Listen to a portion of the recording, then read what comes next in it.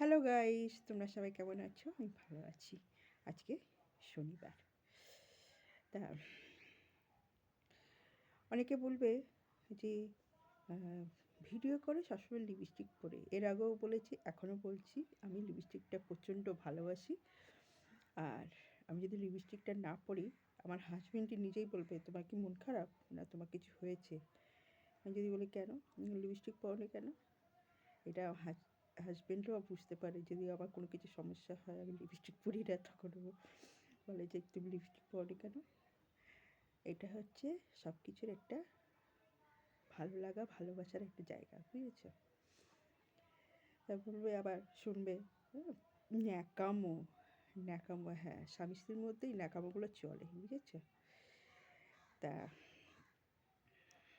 ভালোবাসা শুধু যে আমি তোমাকে করলাম, তোমার জন্যই সব কিছু করলাম, তার বিনিময়ে তুমি আমাকে কিছু করলে না, সেটাও একটা অভিমান হয় আমাদের। আমরা যখন হাজবেন্ডদের আমরা ভালোবাসি, সংসার নিশ্চয়ই করছি, যখন নিশ্চয়ই হাজবেন্ডকে সন্তানদের ভালোবাসি বলেই তো করছি। তা ভালোবাসার জায়গাটা আলাদা। আমাদের অভিমান সব কিছুই আমাদের হাজবেন্ডের উপরে আমরা করি, কেন ওখানে একটা আলাদাই একটা জায়গা, বুঝেছো? তা আমি যখন কোনো কিছু জন্মদিন বলো, যা কিছু হয়, আমার হাজবেন্ডকে আমি দিই। তবে আমার হাজবেন্ড একটা কথা বলে যে তুমি এত দামি জিনিস দাও কেন?